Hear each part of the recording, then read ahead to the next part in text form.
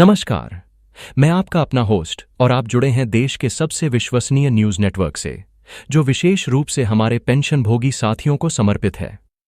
आज हम इतिहास के पन्नों में एक नया और महत्वपूर्ण अध्याय लिखने की दहलीज पर खड़े हैं। यह कोई साधारण खबर नहीं है। यह देश के उन लाखों वरिष्ठ नागरिकों के लिए आशा की एक नई किरण है, जिन्होंने अपना पूरा जीवन इस राष्ट्र की सेवा में समर्पित कर दिया। यह उन लाखों आंखों के लिए एक संदेश है, जो दशकों से एक सम्मानजनक पेंशन की प्रतीक्षा में पथरा गई है। जी हां, आज हम बात कर रहे हैं उस बहुप्रतीक्षित 7,500 रुपये की न्यूनतम पेंशन की, जिसके लिए हमारे पेंशनभोगी भाई बहनों ने एक लंबा और अथक संघर्ष किया है। इस लड़ाई में आज एक बहुत बड़ा और निर्णायक मोड़ आया है। हाल ही में संपन्न हुई केंद्रीय न्यासी बोर्ड यानी CBT की महत्वपूर्ण बैठक ने कुछ ऐसे फैसले लिए हैं और कुछ ऐसी चर्चाओं को जन्म दिया है जो आने वाले कल की तस्वीर को पूरी तरह से बदल सकती हैं। इस विशेष पेशकश में हम आपको उस बैठक के अंदर की हर छोटी से छोटी और बड़ी से बड़ी जानकारी से रूबरू कराएंगे। हम परत दर परत खोलेंगे कि माननीय श्रम मंत्री डॉक्टर मनसुख मांडविया की अध्यक्षता में हुई इस बैठक में क्या क्या हुआ, किन मुद्दों पर मुहर लगी, किन पर गहन चिंतन हुआ और सबसे महत्वपूर्ण सवाल, आपकी पेंशन को लेकर क्या ठोस बातचीत हुई। यह सिर्फ एक न्यूज रिपोर्ट नहीं है, यह हमारे पेंशन भोगियों के अधिकारों के लिए चलाया जा रहा एक मीडिया महाअभियान है। और इस अभियान की असली ताकत आप हैं, हमारे जागरूक दर्शक। इसलिए आपसे विनम्र निवेदन है कि इस आवाज को कमजोर न पड़ने दें। अभी इसी वक्त हमारे चैनल को सब्सक्राइब करें, इस वीडियो को लाइक करें और इसे हर उस व्यक्ति तक पहुंचाएं जिसके लिए यह खबर मायने रखती है। आपका एक शेयर किसी के बुढ़ापे का सहारा बन सकता है। तो चलिए शुरू करते हैं आज की सबसे बड़ी और विस्तृत पड़ताल। दिल्ली का विज्ञान भवन। एक ऐतिहासिक चिंतन शिविर। नई दिल्ली का प्रतिष्ठित विज्ञान भवन उस ऐतिहासिक दिन का गवाह बना जब देश के श्रम और रोजगार के भविष्य को दिशा देने वाली सर्वोच्च संस्था कर्मचारी भविष्य निधि संगठन EPFO के केंद्रीय न्यासी बोर्ड CBT की बैठक का आयोजन हुआ। यह कोई साधारण बैठक नहीं थी, बल्कि यह एक 2 दिवसीय चिंतन शिविर था। इसका उद्देश्य केवल एजेंडा बिंदुओं पर टिक मार्क करना नहीं, बल्कि देश के करोड़ों श्रमिकों और 72 लाख से अधिक पेंशन भोगियों के जीवन को बेहतर बनाने के लिए ठोस और दूरगामी समाधान खोजना था। इस महत्वपूर्ण मंच की अध्यक्षता कर रहे थे भारत सरकार के यशस्वी केंद्रीय श्रम एवं रोजगार तथा युवा मामले एवं खेल मंत्री माननीय डॉक्टर मनसुख मांडविया जी। उनके सशक्त नेतृत्व में भविष्य की नीतियों पर गहन मंथन करने के लिए वहां मौजूद थीं केंद्रीय श्रम एवं रोजगार तथा सूक्ष्म लघु एवं मध्यम उद्यम राज्य मंत्री सुश्री शोभा करंदलाजे जी, जो बोर्ड की उपाध्यक्ष भी हैं। साथ ही श्रम एवं रोजगार सचिव सुश्री सुमिता डावर जी और केंद्रीय भविष्य निधि आयुक्त श्री रमेश कृष्णमूर्ति जी जैसे शीर्ष अधिकारी भी इस गहन विचार विमर्श का महत्वपूर्ण हिस्सा थे। इस बैठक में केवल सरकारी अधिकारी ही नहीं, बल्कि कर्मचारियों और नियोक्ताओं के प्रतिनिधि भी शामिल थे, जो इसे एक सच्चा और प्रभावी त्रिपक्षीय संवाद का मंच बनाता है।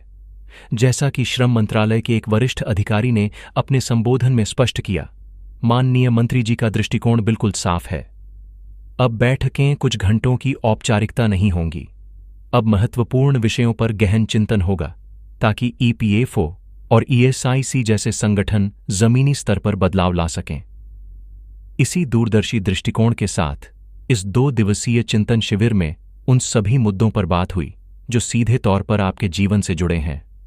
यह बैठक एक मील का पत्थर साबित हुई, जिसने न केवल तात्कालिक राहत प्रदान की, बल्कि भविष्य के लिए एक स्पष्ट रोडमैप भी तैयार किया। करोड़ों EPF सदस्यों के लिए खुशखबरी। बढ़ी हुई ब्याज दर। इस बैठक से जो पहली और सबसे ठोस खुशखबरी निकलकर सामने आई है, वह देश के 6 करोड़ से भी ज्यादा EPF सदस्यों के चेहरे पर मुस्कान लाने वाली है। केंद्रीय न्यासी बोर्ड ने सर्वसम्मति से वित्त वर्ष 2024-25 2024-25 के लिए EPF जमा पर 8.25% 8.25% की वार्षिक ब्याज दर की सिफारिश की है। यह एक अत्यंत महत्वपूर्ण घोषणा है, जिसका सीधा सा मतलब है कि आपकी मेहनत की कमाई, जो आपके भविष्य निधि खाते में जमा है, अब और तेजी से बढ़ेगी। यह ब्याज दर पिछले वर्ष की तुलना में एक सकारात्मक वृद्धि दर्शाती है और यह इस बात का स्पष्ट प्रमाण है कि EPFO अपने निवेशों का प्रबंधन कितनी कुशलता से कर रहा है, ताकि अपने सदस्यों को अधिकतम रिटर्न दिया जा सके। यहां प्रक्रिया को समझना महत्वपूर्ण है। सीबीटी द्वारा यह सिफारिश अब वित्त मंत्रालय को भेजी जाएगी। वहां से मंजूरी मिलने के बाद भारत सरकार इसे आधिकारिक तौर पर अधिसूचित करेगी और उसके तुरंत बाद यह ब्याज आपके ईपीएफ खातों में जमा कर दिया जाएगा। यह फैसला दिखाता है कि सरकार और ईपीएफओ आपके वित्तीय भविष्य को सुरक्षित और समृद्ध बनाने के लिए पूरी तरह प्रतिबद्ध हैं। यह केवल एक संख्यात्मक वृद्धि नहीं है, बल्कि यह करोड़ों परिवारों की वित्तीय सुरक्षा और स्थिरता की दिशा में एक बड़ा कदम है। इससे न केवल सेवानिवृत्ति के बाद का जीवन अधिक सुरक्षित होगा, बल्कि यह कर्मचारियों के बीच बचत को भी प्रोत्साहित करेगा। यह निर्णय ऐसे समय में आया है जब वैश्विक आर्थिक अनिश्चितताएं बनी हुई हैं और ऐसे में 8.25% की ब्याज दर एक मजबूत और स्थिर रिटर्न सुनिश्चित करती है। यह ईपीएफओ की वित्तीय प्रबंधन क्षमता और सरकार के दूरदर्शी दृष्टिकोण का परिचायक है, जिसका सीधा लाभ देश के मेहनतकश कामगारों को मिलेगा। ईपीएफओ का मानवीय चेहरा। ईडीएलआई योजना में ऐतिहासिक बदलाव। ईपीएफओ केवल आपके रिटायरमेंट की ही चिंता नहीं करता, बल्कि आपके जीवन की भी परवाह करता है। इसी दिशा में सीबीटी की बैठक में एक और ऐतिहासिक निर्णय लिया गया, जो कर्मचारी जमा लिंक बीमा योजना ईडीएलआई से जुड़ा है। इस योजना में कुछ ऐसे प्रमुख संशोधन किए गए हैं जो किसी भी सदस्य के परिवार को अनहोनी की स्थिति में पहले से कहीं ज्यादा वित्तीय सुरक्षा प्रदान करेंगे। आइए इन बदलावों को विस्तार से समझते हैं। 1. बीमा लाभों में अभूतपूर्व वृद्धि। योजना के तहत मिलने वाले बीमा लाभ की राशि में एक उल्लेखनीय वृद्धि को मंजूरी दी गई है। इसका अर्थ है कि यदि सेवा में रहते हुए किसी सदस्य का दुर्भाग्यपूर्ण निधन हो जाता है, तो उनके परिवार को अब पहले की तुलना में काफी अधिक वित्तीय सहायता मिलेगी, जो उन्हें उस मुश्किल घड़ी में संबल प्रदान करेगी। यह वृद्धि परिवार को आकस्मिक स्थिति में आर्थिक रूप से आत्मनिर्भर बनाने में मदद करेगी और उन्हें संकट से उबरने में सहारा देगी। 2. न्यूनतम लाभ की गारंटी। एक बेहद मानवीय और महत्वपूर्ण बदलाव यह है कि अब सेवा के पहले 12 महीनों के भीतर भी मृत्यु होने पर एक न्यूनतम सुनिश्चित लाभ की शुरुआत की गई है। पहले कम सेवा अवधि के कारण ऐसे मामलों में परिवार को बहुत कम राशि मिलती थी, जिससे उन्हें भारी कठिनाई का सामना करना पड़ता था। लेकिन अब इस नए नियम से उन परिवारों को भी एक सम्मानजनक वित्तीय सुरक्षा मिल सकेगी, चाहे सदस्य ने कितनी भी कम अवधि के लिए योगदान क्यों न दिया हो। यह सामाजिक सुरक्षा के सिद्धांत को और मजबूत करता है। 3. गैर योगदान अवधि के बावजूद लाभ। कई बार ऐसा होता है कि कोई कर्मचारी कुछ समय के लिए योगदान नहीं दे पाता, लेकिन वह नौकरी में बना रहता है। ऐसे मामलों में यदि सदस्य की मृत्यु हो जाती थी, तो परिवार को लाभ मिलने में कठिनाई होती थी। इस विसंगति को दूर करते हुए अब यह सुनिश्चित किया गया है कि ऐसे सदस्यों के परिवारों को भी योजना का पूरा लाभ मिले, भले ही उनकी मृत्यु के समय उन्होंने सक्रिय रूप से योगदान न दिया हो। यह प्रावधान उन कर्मचारियों को भी सुरक्षा प्रदान करता है जिनकी सेवा निरंतरता में कुछ व्यवधान आया हो। 4. सेवा की निरंतरता का सम्मान। जो कर्मचारी अक्सर नौकरियां बदलते हैं, उनके लिए भी सेवा की निरंतरता को लेकर नियमों को और स्पष्ट और सरल बनाया गया है, ताकि उनका बीमा कवर बिना किसी रुकावट के जारी रहे। यह सुनिश्चित करेगा कि नौकरी बदलने के बावजूद भी कर्मचारी और उनके परिवार को लगातार सुरक्षा मिलती रहे, जिससे उन्हें अनिश्चितताओं का सामना न करना पड़े। ये बदलाव महज तकनीकी संशोधन नहीं है, यह इस बात का प्रतीक है कि ईपीएफओ अब एक ट्रस्टी की भूमिका से आगे बढ़कर एक अभिभावक की भूमिका निभा रहा है, जो हर परिस्थिति में अपने सदस्यों और उनके परिवारों के साथ खड़ी है। यह ईपीएफओ की एक संवेदनशील और मानवीय संस्था के रूप में पहचान को पुख्ता करता है, जो अपने सदस्यों की भलाई को सर्वोच्च प्राथमिकता देती है। इन संशोधनों से लाखों परिवारों को अप्रत्याशित संकट की स्थिति में एक मजबूत आर्थिक सहारा मिलेगा, जिससे वे सम्मान और गरिमा के साथ जीवन जी सकेंगे। न्यूनतम पेंशन की प्रतीक्षा। 7,500 रुपये की आस। अब आते हैं उस मुद्दे पर जिसके लिए आपकी धड़कनें बढ़ी हुई हैं। वह सवाल जो देश के 72,80,000 से अधिक पेंशन भोगी हर सुबह पूछते हैं।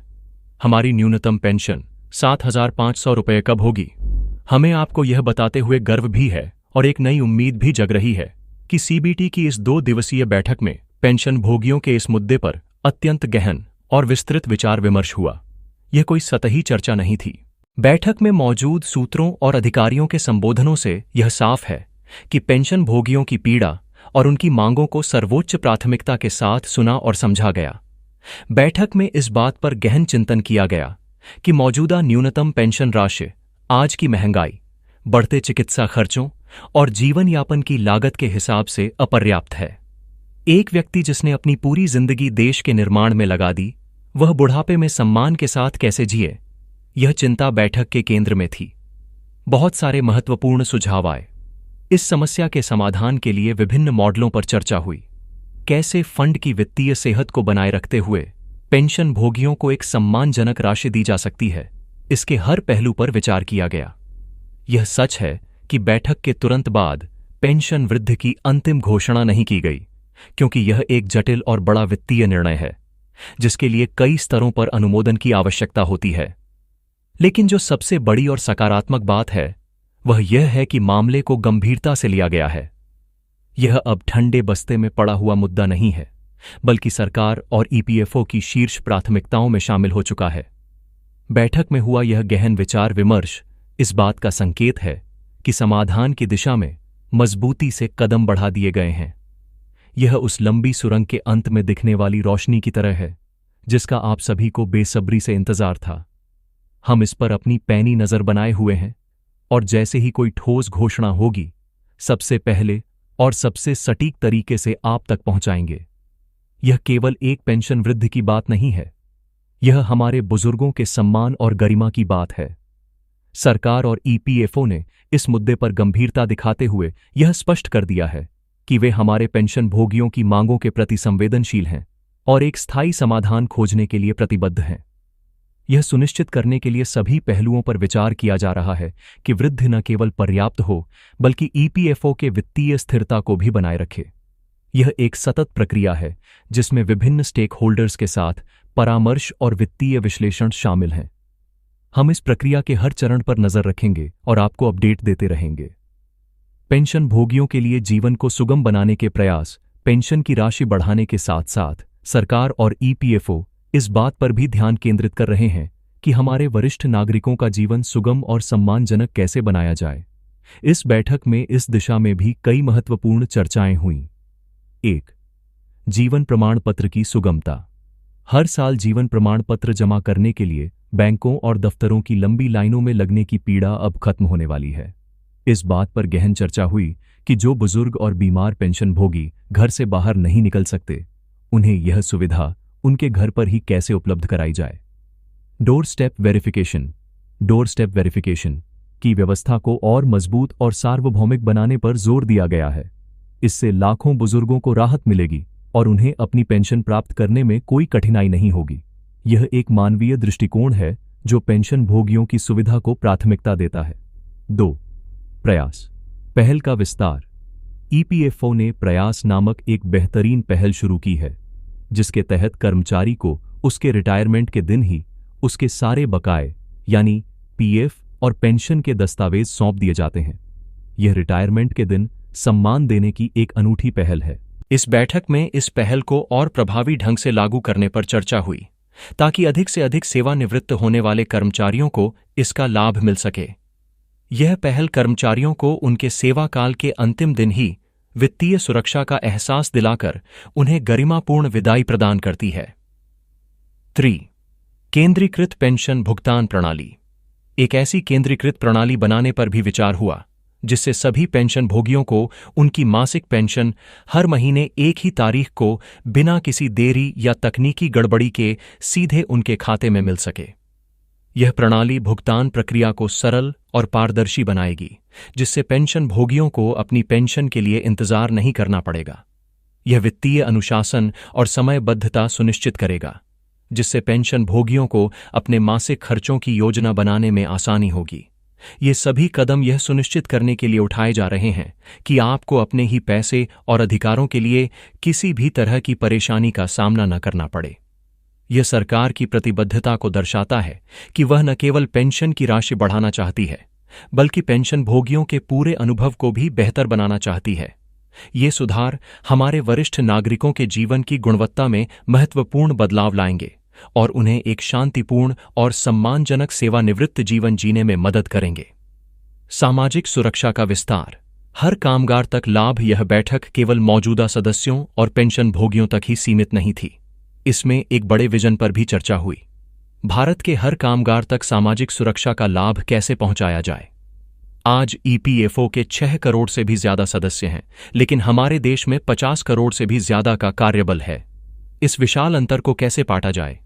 जो हमारे कैजुअल वर्कर हैं, जो कॉन्ट्रैक्ट पर काम करने वाले भाई बहन हैं, जो गिग इकोनॉमी में काम कर रहे युवा हैं, उन्हें ईपीएफओ और ईएसआईसी के सुरक्षा दायरे में कैसे लाया जाए, इस पर गहन चिंतन हुआ। सरकार का लक्ष्य स्पष्ट है, सामाजिक सुरक्षा कुछ लोगों का विशेषाधिकार नहीं, बल्कि हर भारतीय कामगार का अधिकार होना चाहिए। इसके लिए कवरेज बढ़ाने के अभियानों को और तेज करने का निर्णय लिया गया है।